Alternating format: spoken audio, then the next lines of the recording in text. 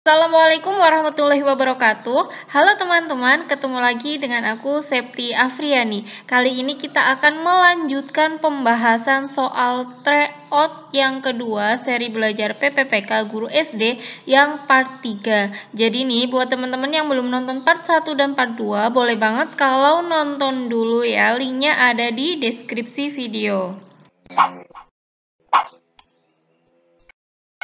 Soal nomor 1, bacalah ilustrasi di bawah ini. Devi membaca puisi berjudul Aku, karya Hairil Anwar. Kemudian ia menggali isi yang dipesankan pada karya sastra yang dibacanya tersebut. Berdasarkan ilustrasi di atas, kegiatan tersebut termasuk kegiatan apresiasi titik-titik.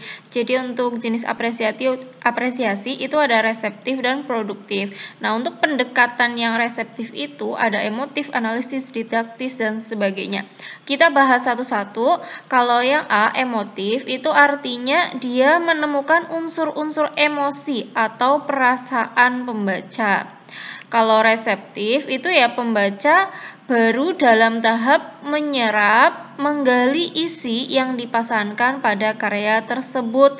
Nah, berarti jawabannya itu yang B ya teman-teman, karena di sini itu keterangannya Devi baru menggali isi pesannya. Kalau analisis itu membantu pembaca memahami gagasan, cara pengarang menampilkan gagasan, sikap pengarang, unsur intrinsik, dan hubungan antara elemen tersebut sehingga dapat membentuk keselarasan dan kesatuan dalam rangka terbentuknya totalitas bentuk dan maknanya.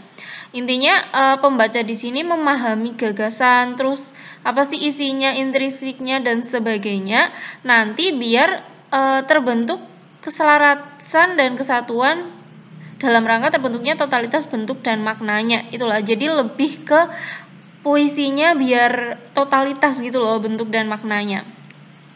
Kalau didaktis itu menemukan dan memahami gagasan, tanggapan, evaluatif maupun sikap itu dalam hal ini akan mampu terwujud dalam suatu pandangan etis, filosofis maupun agamis sehingga akan mampu memperkarya kehidupan rohaniah pembaca. Jadi antara analisis dan didaktis itu udah kelihatan bedanya ya teman-teman. Kalau analisis itu memahami biar ya maknanya tuh ini gitu. Tapi kalau didaktis itu udah lebih ke kita, ke rohaniah pembaca, ke diri kita, ke pandangan kita. Kalau produktif itu menekankan pada proses kreatif dan penciptaan. Soal nomor 2, bacalah penggalan teks di bawah ini. Langsung ke soalnya aja. Penggalan teks di atas merupakan jenis teks titik-titik. Oke, kita baca teksnya ini. Untuk mematikan komputer, Anda dapat mengklik tombol start, kemudian pilih shutdown. Dengan menekan shutdown, komputer akan mati secara otomatis. Setelah program komputer hilang, tekanlah tombol power pada layar monitor dan stabilizer saluran listrik. Cabutlah stiker listrik ke komputer untuk mengakhiri proses operasi komputer. Udah jelas ya teman-teman, kira-kira yang mana nih? Di sini kan langkah-langkah ya, jadi pasti jawabannya itu yang ini, yang prosedur.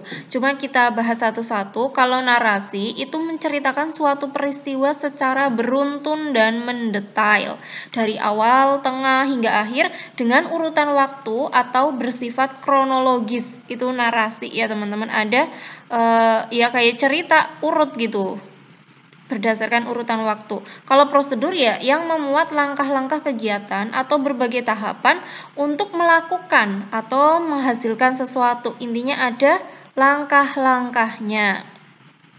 Kalau deskripsi itu memberi gambaran suatu objek kepada pembaca secara rinci dan jelas. Ini memberi gambaran intinya ya. Eksplanasi itu berisi tentang proses mengapa dan bagaimana kejadian-kejadian alam, sosial, ilmu pengetahuan, budaya, dan lainnya dapat terjadi. Jadi intinya lebih ke sebab akibat atau ya intinya teksnya itu menjelaskan atau menjawab mengapa dan bagaimana peristiwa itu. Eksposisi itu berisi sebuah informasi yang berupa gagasan, pendapat, dan fakta yang bertujuan memberikan sebuah informasi dan pengetahuan ke pembaca. Nah, buat teman-teman guru SD boleh banget ikutan tryout gratis. Nanti tuh tryoutnya terdiri atas 50 soal, yaitu soal pedagogik, matematika, IPA, IPS, PKN, dan bahasa Indonesia. Soal-soal di sini tuh udah disesuaikan dengan Soal tryout 1, tryout 2, guru belajar seri PPPK dan juga sudah menyesuaikan dengan modul yang ada di seri PPPK. Nah, teman-teman untuk mengikuti cukup share info ini ke satu grup guru atau CPNS atau PPPK, kemudian upload di link pendaftaran. Nanti linknya ada di deskripsi video. Soal nomor 3, bacalah teks di bawah ini. Langsung ke soalnya aja. Karakteristik teks di atas termasuk ke dalam ciri pengembangan paragraf titik-titik, sambil lihat opsinya ya, kira-kira yang mana nih. Nah, teksnya itu kayak gini. Malam ini indah sekali. Di langit bintang-bintang berkelip-kelip memancarkan cahaya temaram. Hawa dingin menusuk kulit. Sesekali terdengar suara jangkrik burung malam dan kelelawar mengusik sepinya malam. Angin berhembus pelan dan tenang. Nah, kalau kayak gini udah kelihatan banget ya teman-teman, jawabannya itu yang D, deskriptif. Jadi mendeskripsikan kondisi atau keadaan pada malam itu. Soal nomor 4, bacalah kutipan teks esai di bawah ini. Langsung soalnya, hal yang diungkapkan dalam kutipan esai tersebut adalah titik-titik. Oke, kita bahas, baca dulu teksnya. Siapa yang tidak ingin bekerja? Orang tua membiayai anaknya sekolah sampai tingkat tinggi, bahkan kalau mampu hingga bertitel profesor doktor. Tujuannya agar dapat bekerja dan mencari nafkah.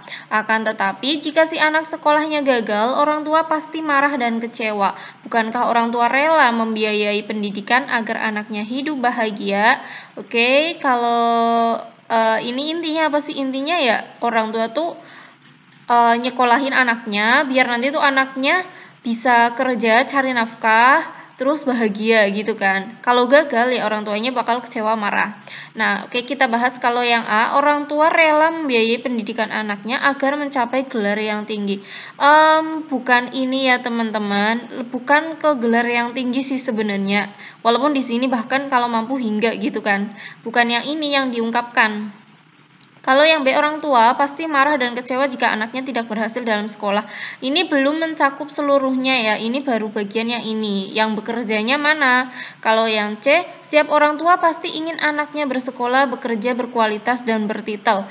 Nah, sebenarnya ini agak menuju ke sini sih ya teman-teman, tapi kata berkualitas itu nggak dijelaskan ya kan. Nah, bertitel ini juga sebenarnya belum apa ya, orang tua nyekolahin anak itu bukan berarti harus sampai bertitel ya kan, kalau mampu gitu kan.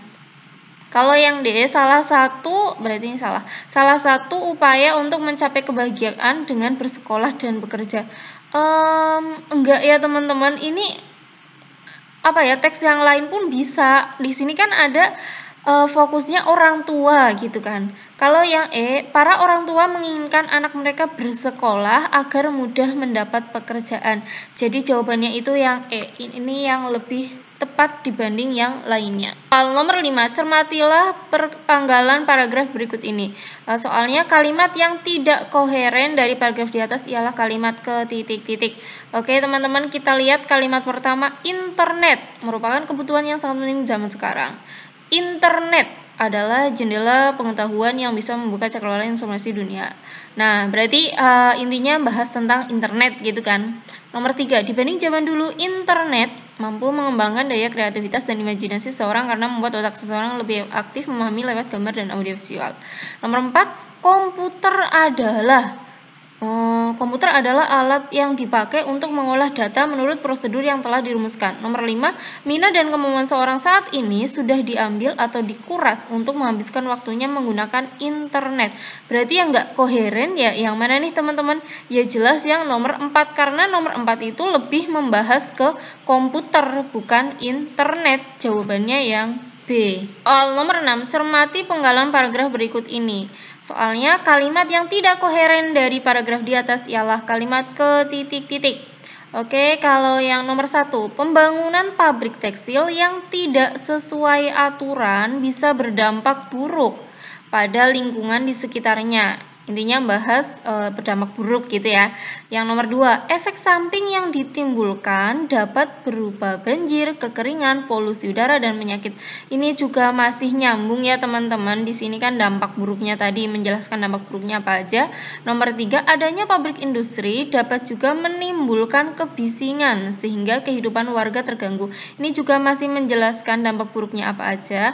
Nomor 4, selain itu juga asap pembangunan menyebabkan polusi udara juga dapat menimbulkan berbagai macam penyakit saluran pernapasan. Ini juga masih ke dampak buruknya ya, jadi masih mendukung. Nomor 5, keadaan tersebut tentu membuat masyarakat cemas karena kehidupan mereka menjadi lebih baik. Ya jelas enggak ya teman-teman, orang cemas masa menjadi lebih baik, berarti ya yang nomor 5, jawabannya yang C. Soal nomor 7, bacalah teks di bawah ini. Langsung soalnya, kata kerja tindakan ditandai dengan nomor titik-titik. Baca teksnya, awalnya ia menjualnya di kalangan teman kuliahnya sampai dosen serta staf kampus. Ya benar ya, menjual itu kan kata kerja tindakan ya teman-teman. Jadi udah jelas ya jawabannya itu yang nomor 1. Kalau yang nomor 2, staf kampus itu bukan tindakan. Nomor 3, terjangkau juga bukan ya kan. Yang keempat, mahasiswa juga bukan, menyehatkan juga bukan. Soal nomor 8, bacalah teks di bawah ini. Langsung soalnya, kalimat yang tepat untuk melengkapi cerita di atas adalah titik-titik. Oke, teksnya itu di hutan hiduplah seekor singa yang dijuluki si raja hutan. Dijuluki demikian karena ia besar dan sangat kuat. Ia menjadi pemimpin seluruh binatang yang ada di hutan tersebut. Jika mengaum, suaranya sangat keras, menakutkan dan menggetarkan seluruh isi hutan. Yang mana nih teman-teman? Kalau yang A, di sana hidup singa buas. Enggak ya teman-teman. Yang B, semua binatang melawannya juga tidak. Terus C, ia sangat berwibawa.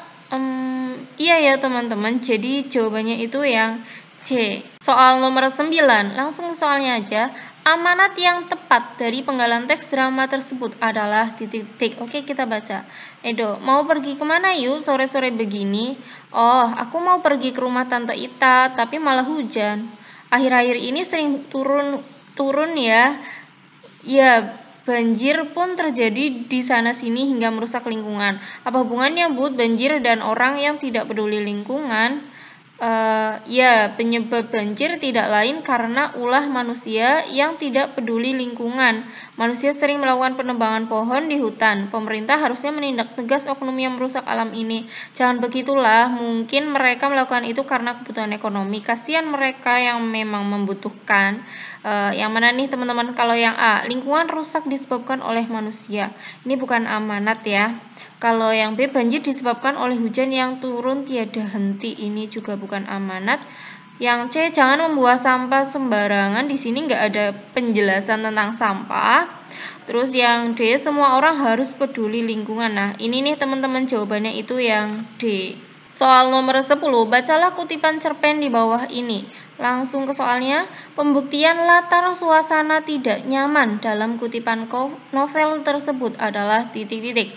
Oke, bagi nenek, wibawa harus terus dijaga agar orang di luar geria mampu menghargainya.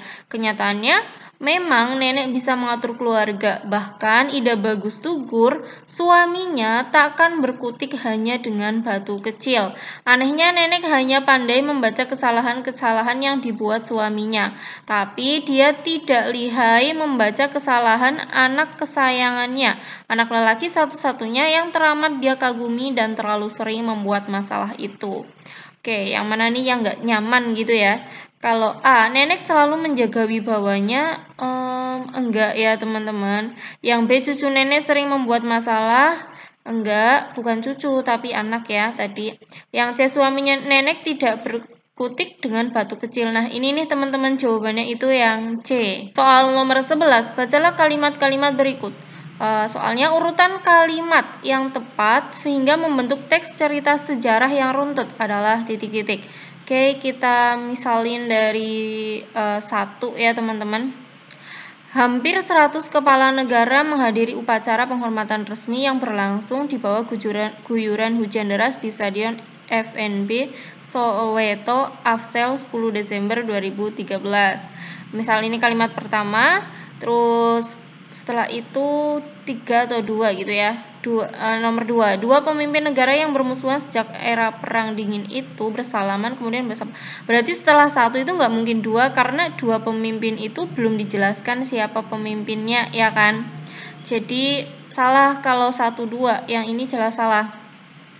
Nah, yang pertama kali nomor 2 pun juga salah karena 2 pemimpin negara yang bermusuhan kan kita belum tahu mana tuh pemimpin negara yang bermusuhan, ya kan? Berarti antara A atau E. Kita lanjutkan setelah 1 misalnya 3. Para pemimpin yang selama ini berbeda pendapat, berseberangan atau bahkan telah bermusuhan selama puluhan tahun, mereka di panggung yang sama untuk memberikan penghormatan kepada Mandela. Nah ini ya teman-teman, jadi 1, 3. Nah setelah 3, 4 coba. Tidak terkecuali Presiden Amerika Serikat Barack Obama dan Presiden Kuba Raul Castro. Terus habis itu nomor 2, dua pemimpin negara yang bermusuhan sejak era Perang Dingin itu bersalaman kemudian bersapa sambil tersenyum. Nah, ini nih jawabannya itu yang A. Soal nomor 12, langsung ke soalnya aja. Rasa yang dialami penulis dalam puisi tersebut adalah titik-titik. Oke, kita baca ya teman-teman. Judulnya tuh Rasa Cintaku. Kau tiba-tiba hadir dan isi hatiku yang kosong. Hanya kau yang ada di pikiranku sekarang. Aku tak tahu bagaimana caramu mengisi hatiku. Engkau sungguh membuatku tak mengerti. Rasanya hatiku jadi tak menentu. Untukku kau sangat berharga. Lihatlah diriku ini yang berjuang untuk cintamu. Cilah, berjuang ya. Paragraf keduanya, bait keduanya. Aku sangat mencintaimu, namun kau tak pernah sadari itu. Walau perih hati ini, aku di sini kan selalu setia menantimu. Rasakanlah cintaku ini begitu besar untukmu. Kira-kira yang mana nih teman-teman? Ya elah, ini perasaan cinta anak muda-mudi gitu ya. Kalau yang A, sedih, ya sedih ya teman-teman. Coba kita cek yang lain lagi. Marah jelas enggak kan, tegar juga enggak ya teman-teman, karena ada perih hati ini gitu ya. Kalau bimbang atau sedih, kira ini kan mirip-mirip ya, kira-kira yang mana nih teman-teman? Kalau galau ya, galau dengan bimbang yang ini tuh mereka sinonim gitu loh. Galau dan bimbang itu adalah keadaan dimana kayak bingung loh, ada pilihan gitu loh. Jadi harus gimana, bingung. Tapi kalau yang sedih ya sedih gitu loh. Jadi jawabannya itu yang A, sedih. Kenapa? Karena ada di sini kata walau perih hati ini gitu ya. Jadi sedih, intinya apa sih, si doi itu nggak ngerti kalau si penulis itu cinta banget ya kan. Tapi si penulis itu di sini bilang aku akan setia menantimu gitu kan. Walau perih hati ini berarti dia sedih suasananya, bukan tegar ya teman-teman. Nah, demikian soal-soal tryout untuk yang part 3 ini. Semoga bermanfaat buat teman-teman. Buat teman-teman yang belum nyalakan loncengnya, silakan nyalakan loncengnya. Jadi setiap ada video baru, teman-teman bisa langsung tonton videonya. Terima kasih.